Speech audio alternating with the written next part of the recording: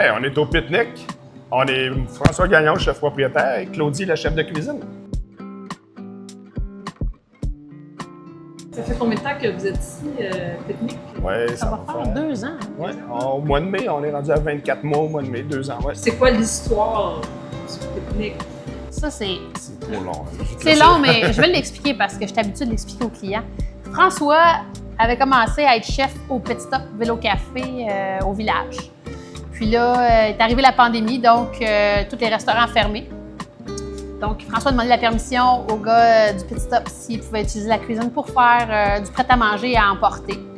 Durant la pandémie. Durant la pandémie. Ils ont dit oui. Fait que là, François, il a fait seul du prêt-à-manger qu'il allait livrer aux gens, la population. Ça a pris en popularité. Après ça, la pandémie a permis qu'on réouvre les restos.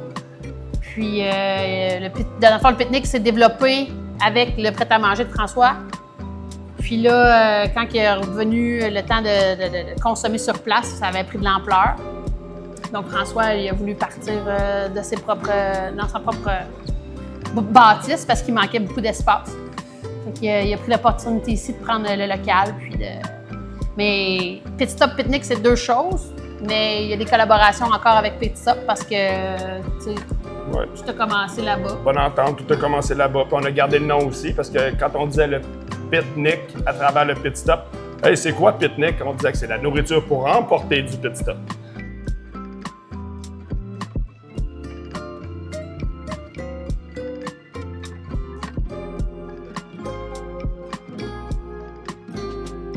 Puis là, on continue de prendre, de se faire connaître un petit peu parce qu'on est un petit peu à la sortie du village.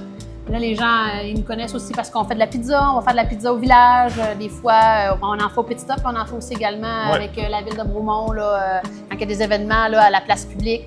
On se promène un petit peu dans les événements. Fait que là, les gens commencent à nous connaître un petit peu plus. Voilà. Puis ils viennent nous voir ici sur place consommer notre délicieux café qui nous est fourni par Yamabico.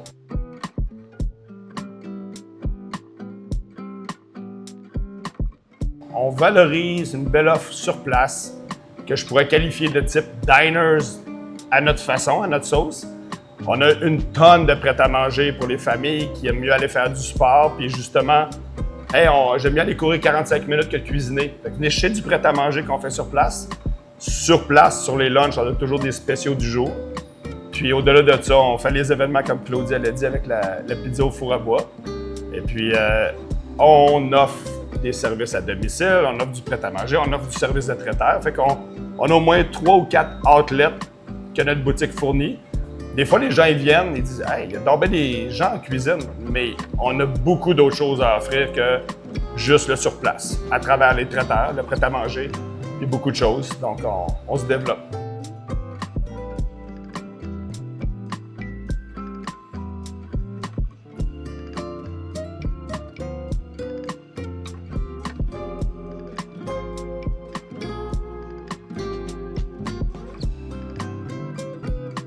En fait, quand François a pris le local ici pour pique-nique, lui, c'est ce qu'il voulait. Il a tout rénové. Il voulait que ce soit une cuisine ouverte, que ce soit convivial, qu'on ait contact avec les clients parce que c'est ça qui est le fun aussi. Tu sais, c'est pas juste de cuisiner. On a du plaisir à cuisiner, mais c'est le fun aussi de voir les clients nous parler, nous donner leurs impressions.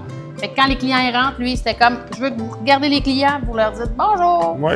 Puis j'ai travaillé 10 ans à Vancouver. Puis quand tu rentres dans un restaurant asiatique à Vancouver, japonais, où est-ce que tu vas manger des tapas japonais, tout le monde te regarde.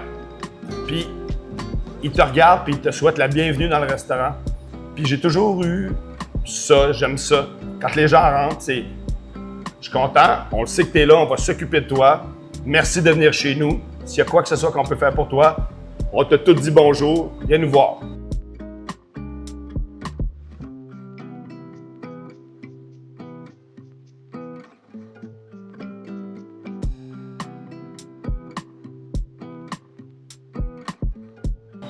J'ai remarqué, c'est comme au gym, à la réception, bonjour, puis mais dans un café, j'avais jamais vu ça comme ça, là.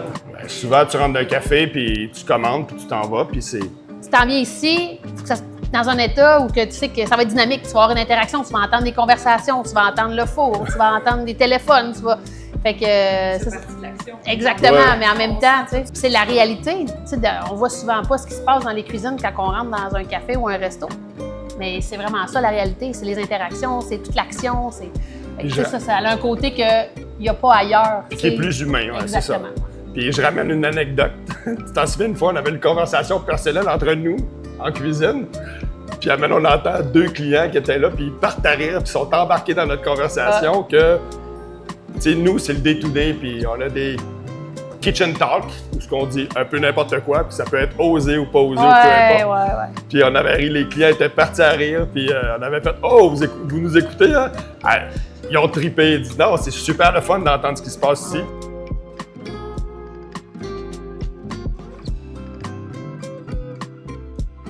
Ma question la plus importante, c'est quelle boisson énergisante, caféine, consommer avant de faire une activité physique liée avec le concours? Oh, nice!